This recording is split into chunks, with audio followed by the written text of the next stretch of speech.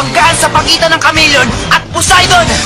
Magandang umaga po sa inyo at sa ating pong mga tagapanood. Well, firm po talaga ako sa stand kong iyon. Ano po, tayo dito sa Pilipinas, hindi natin kailangan yung Maharlika Investment Fund. Ang national budget na sa ilang linggo na lamang ay paghahandaan naming debatingin, yan ang unang magiging biktima ng Maharlika Fund. Yung dividends po ng Land Bank at saka ng Development Bank of the Philippines, yung kita pati ng PAGCOR, pati na po yung kikitain mula sa privatization program ng gobyerno, yan ay mga mababawasan at nang malaki sa 2024 at sa mga susunod pang taon. Talagang nakababahala, no? Maharlikang ito na pamumunuan ni Finance Secretary Jokno, parang iniikot-ikot lang nila, move around lang nila yung mga pondong iyon. At public funds po yan, mula sa mga urgently needed expenditures sa mga risky gambles. Parang isusugal nila yung mga urgently needed na public funds na iyan.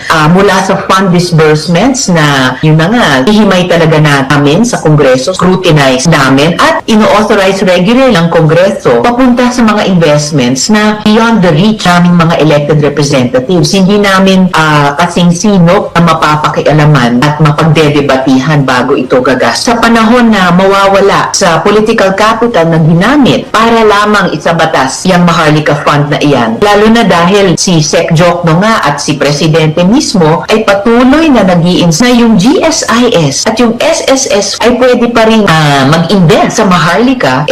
Unfortunately, no, kailangan kong sabihin, Finance Secretary, hindi nagtagumpay. Fail siya sa kanyang misyon. Gamitin yung mandato ng administrasyon para magsulong ng mga tax reforms at mga fiscal reform at lalo na para panatilihing well-funded yung ating national treasury. Nasayang po. Kaya sinasabi ko pa rin, itong bispiras na halos ng pangalawang zona presidency. Kailangan din nating maalala na sa unang zona ni Presidente, naglista sila, nag-enumerate ng mas maraming expenditures sana sa unang taon kaysa mga bagong revenue sources. Pero kahit kulang lang yung revenue sources na binanggit ni Presidente sa kanilang unang zona, no, halos isang taon na ang nakalilipas, wala sa mga mangilan-ngilan lamang bagong revenue sources na ito ay talagang nangyari. And yet, dagdag pa doon, itong bagong Maharlika Fund, kukunin pa yung mga dividendo ng mga government finance, mga government-owned and controlled corporations. Dapat sana ginawang available yun para sa mga items na nasa unang zona nga ni Presidente. Anong mga mahalaga, mga regional specialty hospitals na kapapasalam namin ang batas para doon. Yung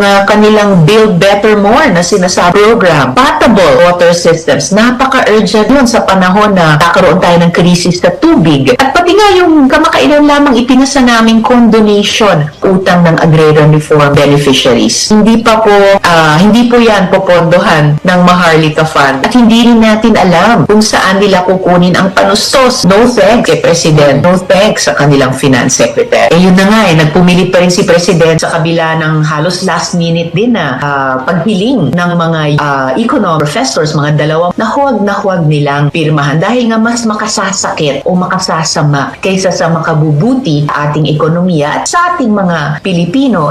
Unfortunately, at hindi naman kami nagkulang sa Senate Minority, wala po akong makitang mabuting maidudulot itong Maharlika Investment Fund. Meron pa nga sana mga alternatibo at di rin po kami nagkulang magsabi nito. Bakit hindi na lang ay in-expand namin, pinalawak ang mandato ng National Development Corporation? Kaya ang magsagawa ng mga sinasabing big ticket investments na ipinapangako ng Maharlika. Bakit hindi na lamang ay lalong pinalakas yung mga sa halip na kunin para sa Maharlika at lalong suportahan na mag-invest nga dun sa sinasabing mga kakagastusan ngayon ng Maharlika. Sang-ahen po talaga ako sa kanya dahil alam po namin sa Senate Minority, mamamayan natin na nagsusumamo kay Presidente, huwag pirmahan yan, ay naghahanda na po silang hamunin nga iyan sa Korte Suprema. Well, yan po ay isang napakabuting development mula sa international community, particular. Malapit ang araw, kakaroon ng hustisya para sa mga balo, mga ulila at lahat mga Pilipinong naulila sa napakamadugong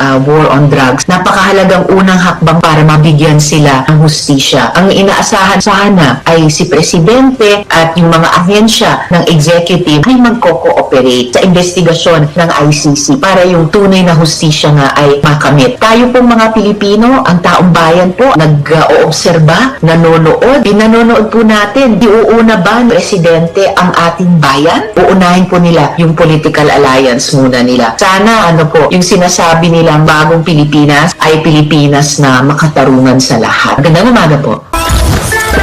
Promo runs from January 1 to December 31, 2025. For DOH FDA CDRR permit number 1194 series of 2024. Famotidine calcium carbonate magnesium hydroxide is the generic name of Kreml S Advance. If symptoms persist, consult your doctor.